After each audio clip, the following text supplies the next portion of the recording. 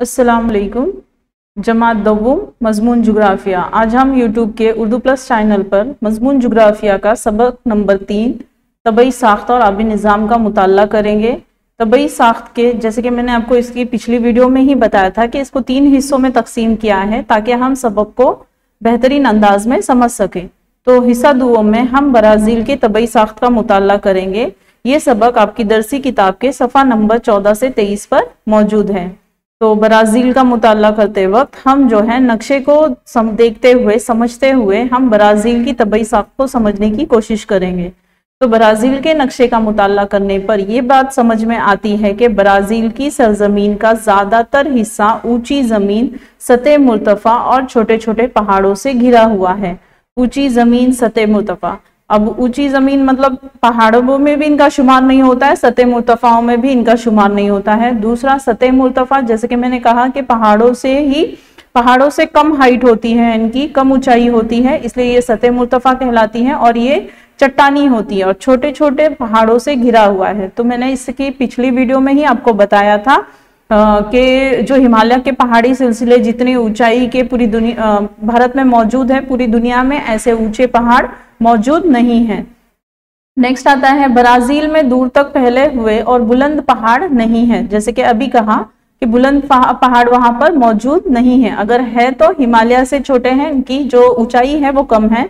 शुमाली सिमत में अमेज़न की वादियां है। तो मैप सबसे पहले हम देखेंगे कि ऊपर की जो सिमत है, मैंने जैसे कहा ऊपर का डायरेक्शन हमेशा शुमाल होता है, नीचे का जुनूब होगा और जो बाई जानिब है वो मगरिब होगी और जो दाई जानिब है वो मशरिक होगी। ठीक है, तो अब कह रहे हैं कि जुनूब मगरिब सिमत में पैराग्वे दरिया का मनब्बा है। पैराग्वे दरिया का इसको हम अगली स्लाइड्स पर देखेंगे। ये यहाँ का दरिया है और मनब्बा उसको कहते हैं जहां से दरिया की शुरुआत होती है।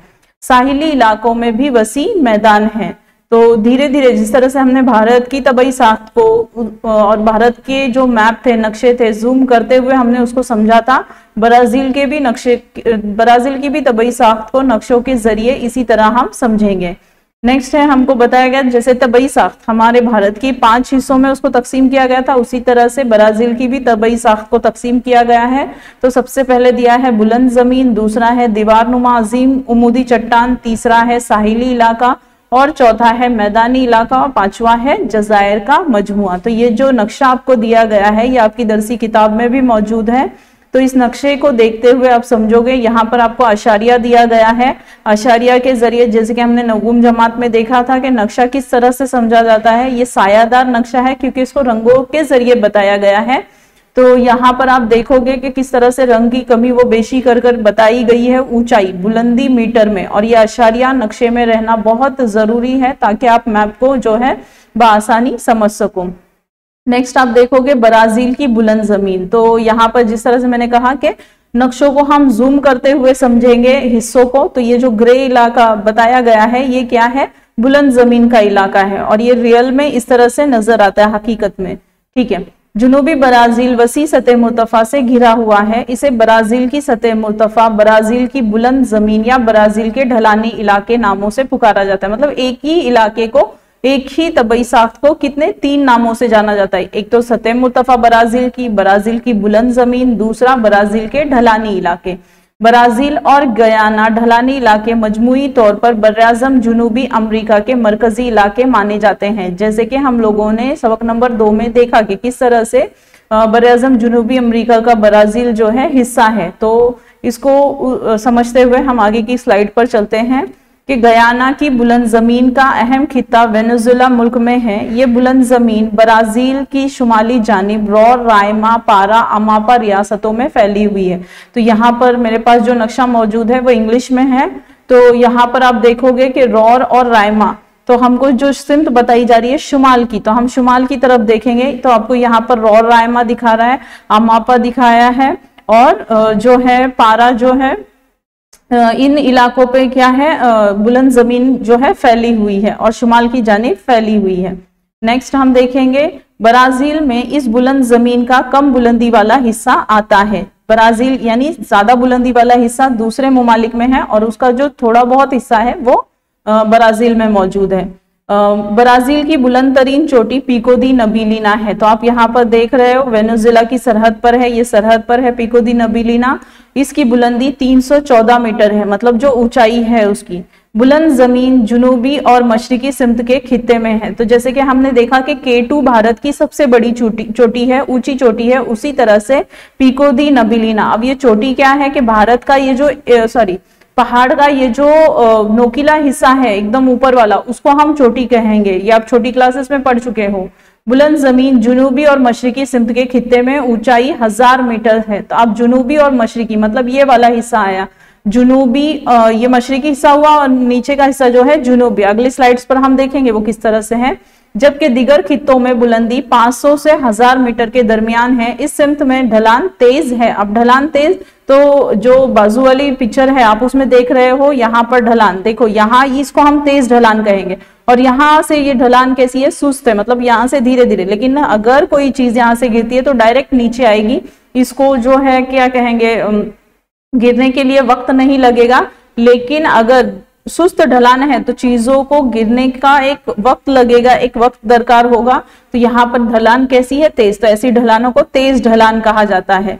इस सिमत में ढलान तेज है। चलो नेक्स्ट स्लाइड हम देखते हैं।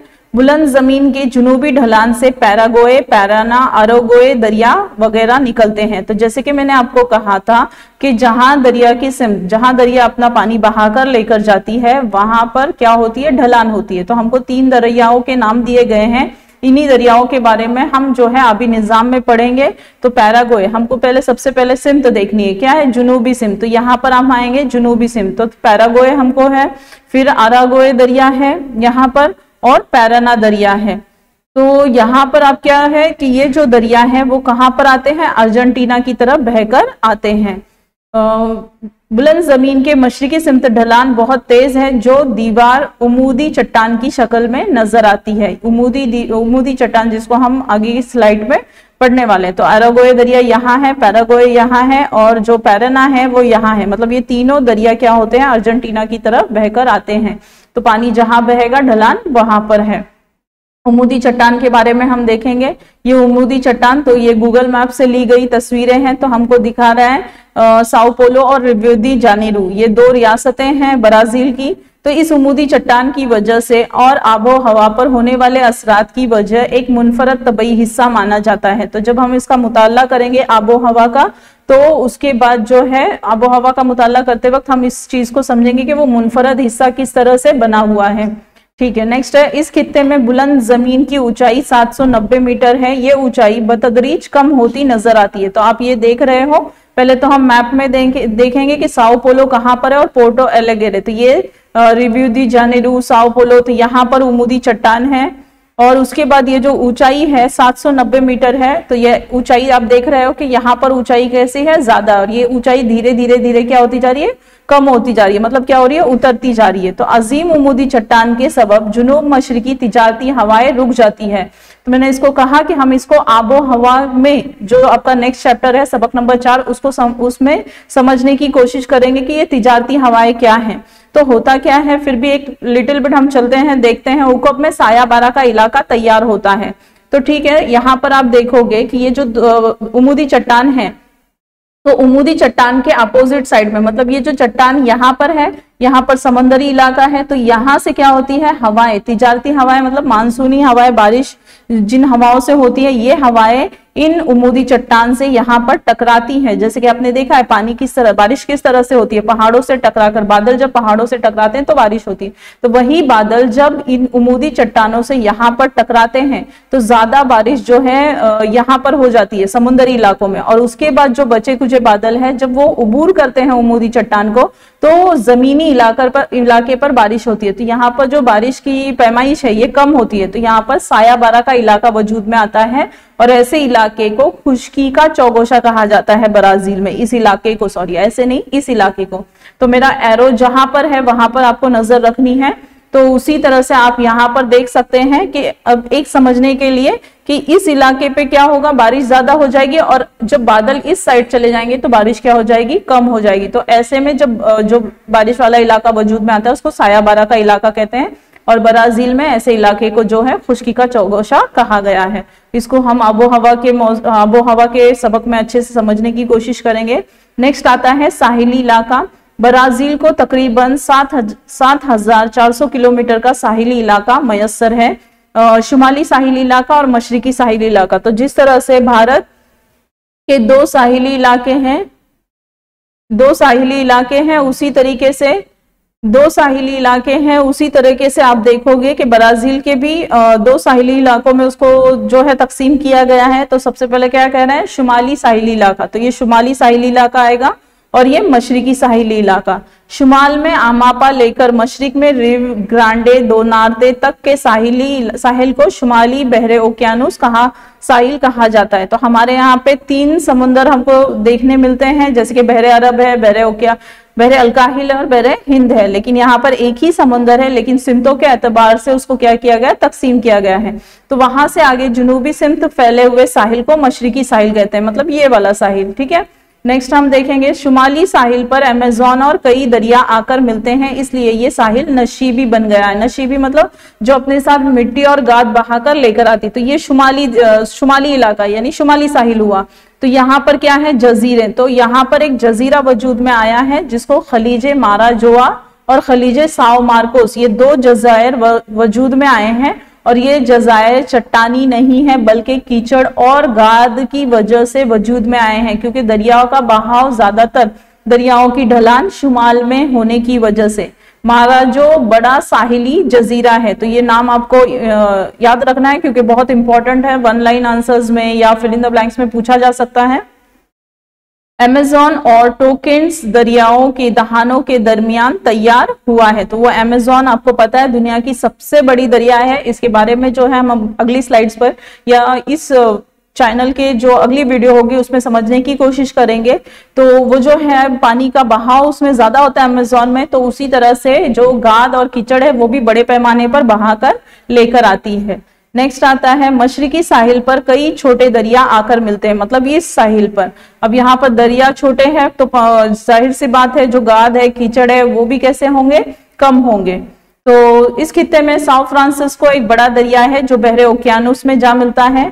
साहिल पर दूर तक फैले हुए रेतीले साहिल और रेतीले टीले जगह जगह दिखाई देते हैं, जैसे कि नीचे की तस्वीर में आप देख सकते हो कि किस तरह से रेत जमी हुई है। कुछ हिस्सों में साहिल की हिफाजत मूंगों के चबूतरों और मूंगों के जजायर के जरिए होती है। नेक्स्ट हम देखेंगे मैदानी इलाका। तो ब्राजील में मैदानी इलाके के 2 हिस्सों में तकसीम किया गया है। तो अब ये तकसीम करते हुए मैदानी इलाका ही है, लेकिन उसको तकसीम कर कर उसको अच्छे से समझने की कोशिश करना है। तो इसी तरीके से हम देखेंगे कि शुमाल में अमेज़न वादी का हिस्सा, तो पहला मैदानी इलाका शुमाल में अमेज़न की वादी का हिस्सा, ठीक है। अमेज़न ब्राजील का सबसे वसी व अरीज मैदानी इलाका है। अमेज़न की उमूडी ढलान मशरिकी जानिब है, मतलब यहाँ ये जो दरिया बहता है वो मशरिकी जानिब बहता है। अमेज़न वादी ब्राजील की मगरिबी सिमत खूब चौड़ी। अब ब्राजील की मगरिबी सिमत, मगरिब ये वाली सिमत आई, यहाँ पर कैसी है, चौड़ी है। उसके बाद क्या है, 1300 किलोमीटर होने की वजह से 2 बड़ी जमीनें यहाँ बहुत करीब आ जाती हैं। ये चौड़ाई 40 किलोमीटर रह जाती है। जैसे अमेज़न दरिया बहरे ओकियानुस की जानिब बढ़ता जाता है वैसे ही मैदान की चौड़ाई बढ़ती जाती है। तो बहरे ओकियानुस की तरफ, मतलब यहाँ से यहाँ जब बढ़ रहा है तो इसकी चौड़ाई क्या होती है, बढ़ रही है। तो आपको मैं एक चीज समझाना चाहूंगी कि अमेज़न दरिया है और उसकी वजह से वजूद में आने वाले मैदानी हिस्से को अमेज़न का मैदानी इलाका कहा जा रहा है, अमेज़न की वादी कहा जा रहा है। जैसे कि हमने देखा था कि गंगा का मैदान यानी गंगा की वजह से वजूद में आने वाले मैदान को क्या कहा गया, गंगा का मैदान। तो उसी तरह से अमेज़न की वादी यानी अमेज़न नदी की वजह से वजूद में आने वाला वो जमीनी हिस्सा, जैसे अमेज़न दरिया बहरे ओकियानुस की जानिब, ठीक है। ये मैदानी इलाका पूरी तरह से जंगलों से घिरा होने की वजह से इंतहाई दुश्वार गुजार है। एक तो वो मुंतक़े हार्रा के पट्टे में आता है, दूसरा वहां पर बारिश भी बड़े पैमाने पर होती है, पानी की खूब फरावानी होने की वजह से वहां पर जंगलाती इलाके और इतने जंगलाती इलाके हैं कि रास्ते दुश्वार गुजार हैं, मतलब आप वहां पर बिल्कुल भी सफर नहीं कर सकते। अमेज़न की वादी में मुंतक़े हार्रा के बारानी जंगलात हैं, तो बारानी बारिश के जरिए पनपने वाले जंगलात हैं। तो मुंतक़ा हर्रा में जो है, मुंतक़ा हर्रा के पट्टों में बारिश की मिकदार ज्यादा होती है। जैसे कि मैंने अभी कहा, ये इंपॉर्टेंट पॉइंट है, क्योंकि इसको समझते हुए इस पॉइंट को याद रखना है। अगले चैप्टर्स में हम इसका इस्तेमाल कर सकते हैं। आबादी बस्तियां क्यों नहीं है, तो ये रीजन हम दे सकते हैं। नेक्स्ट आता है जुनूब मगरिब में पैराग्वे पैराना दरियाओं का हिस्सा। तो ये पैराग्वे, पैराना और अराग्वे, जिसको हमने पिछली स्लाइड पर भी देखा, तो अब यहाँ पर तो कुछ जूम करके आपको बताया जा रहा है। तो जुनूब मगरिबी सिमत के पैराग्वे पैराना दरिया के मनब्बा के इलाके की ढलान जुनूबी सिमत में है। जैसे कि मैंने कहा, दरिया जिस सिमत में बहेगा, ढलान जमीन की ढलान उसी सिमत में होगी, क्योंकि पानी उसी सिमत में बहता है जहां जमीन की ढलान होती है। नेक्स्ट हम देखेंगे पेंटानॉल। तो पेंटानॉल क्या है? दुनिया के मुंतक़ा हर्रा के दलदली जमीनों में से एक इलाका है। ये ब्राजील के बुलंद जमीन के जुनूब मगरिबी सिमत में फैला हुआ है। ये एक दलदली इलाका है जो ब्राजील के माटो ग्रासो दो सल रियासत में वाक़या है। तो ये जो है, जैसे कि दलदली इलाका मैंने आपको बताया था, हमने सुंदरबन का भी देखा है। तो यहाँ पर सॉरी, वो डेल्टा इलाका है, ये दलदली इलाका है, तो फर्क है। तो ये पेंटानॉल जो है आप देख सकते हैं, यहाँ पर आपको दिखाया गया है। ये वाला हिस्सा ये दलदली इलाका है, दलदली इलाका जहाँ कीचड़ ज्यादा होता है, पानी कम होता है। ठीक है, नेक्स्ट हम देखेंगे जजायर के मजमुए। तो ब्राजील के जजायर की दो जमातों में दर्जाबंदी की गई है। एक साहिली जजायर यानी साहिल पर वजूद में आए हैं। तो साहिली जजायर दरियाओं की इज्तमाकारी से बने। अब इज्तमाकारी, इज्तमा का मतलब होता है जमा करना। तो दरिया अपने साथ जितने भी कीचड़ और गाद बहा कर लाती है, वो साहिल पर क्या हो जाती है? जमा हो जाती है। तो नीचे की पिक्चर्स में आप देख सकते हो किस तरह से हमको दिखाई देता है हकीकत में। नेक्स्ट हम देखेंगे साहिली जजायर, समुंदरी जजायर। ये जजायर साहिल से तकरीबन 300 किलोमीटर दूर बहरे ओकियानुस में वाक़या है। ये जजायर चट्टानी जेरे आब पहाड़ों की चोटियों का हिस्सा है। तो ये जजायर जो है आप देख रहे हो चट्टानी है, यानी चट्टानों से वजूद में आए हैं। यहाँ पे कोई कीचड़ और गाद नहीं है, और ये ऐसे हैं जैसे कि जेरे जो पानी है समंदर का, वहां पर ये क्या है? पहाड़ है। तो पहाड़ों को क्या कहेंगे हम? पहाड़ों की जो ऊंचाई है वो हमको जो है नजर आ रही है। बहरे ओकियानुस के साहिली इलाकों के जजायर मूंगों के जजायर हैं। ये कंगन नुमा कहलाते हैं। तो कंगन नुमा आप नीचे देख सकते हो किस तरह से है, कंगन की शक्ल में हमको दिखाई दे रहे हैं। नेक्स्ट आपको इस वीडियो के जरिए कुछ क्वेश्चंस पूछे गए हैं और इसको आपको कमेंट कर बताना है। जो वीडियो आपने देखी, आपको अगर वो समझ में आई है तो आपको कमेंट करके आंसर्स देने हैं। तो सबसे पहला है, ब्राजील की सबसे बुलंद चोटी का नाम लिखिए। अर्जेंटीना के जानिब बहने वाले दरिया के नाम लिखिए। फिर खुश्की चौगोशा किसे कहते हैं? ब्राजील को कितने किलोमीटर का साहिल दरकार है? ब्राजील में मौजूद दलदली इलाके का नाम लिखिए। दरिया की इज्तमाकारी से वजूद में आने वाले जजीरे का नाम लिखिए। तो आपको जो है इसको कमेंट बॉक्स में कमेंट कर बताना है। जज़ाकल्लाह। अगली वीडियो में हम जो है अभी निज़ाम का मुताला करेंगे इंशाअल्लाह।